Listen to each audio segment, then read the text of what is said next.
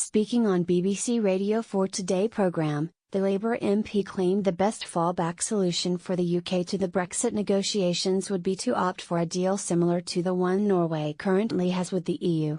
But as Mr. Benn went on to explain how that option would work for the UK, BBC host John Humphrys snapped at the Remainer, pointing out it would result in none of what British people voted for in the June 2016 referendum.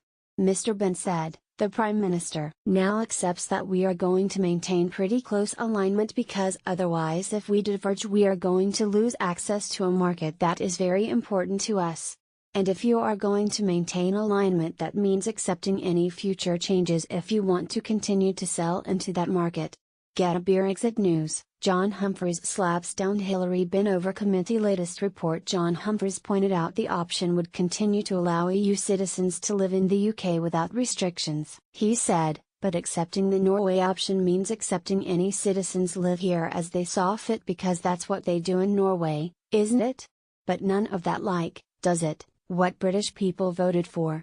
Mr. Benn argued the deal would allow British businesses to continue to employ as many EU workers as they need. He said, "Well, the British people voted to leave the European Union. The question now is what kind of future economic relationship we're going to have.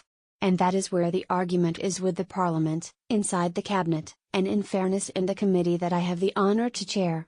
That's what really matters. Because talking to businesses, for example, and they are really worried, they could get people from this country and other countries. But none of that, does it, what British people voted for?" John Humphrys. In its latest report, the committee set 15 tests which it claimed must be achieved by the government to make the deal with the EU in October this year acceptable. It read that the border between Northern Ireland and Ireland must remain completely open with no physical infrastructure. Crime and terrorism security arrangements with the EU must remain the same, and there must be no trade tariffs with the EU. It also demanded that there is an institutional decision-making framework to ensure that the UK is able to participate in foreign and security cooperation with the EU in an apparent bid to undermine the UK's new independence. The committee said there must be no border checks for goods and no additional costs for businesses dealing with the EU. The report suggested that workers from the EU should not be put off from coming to Britain with new immigration arrangements and demanded a free flow of data between the UK and EU.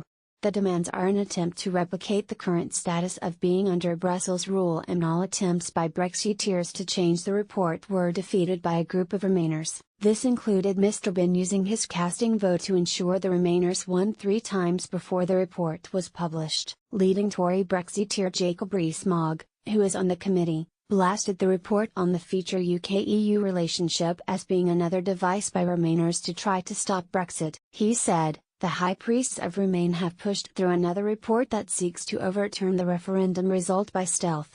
Select committee reports are only of any value when unanimous, divided ones have no effect."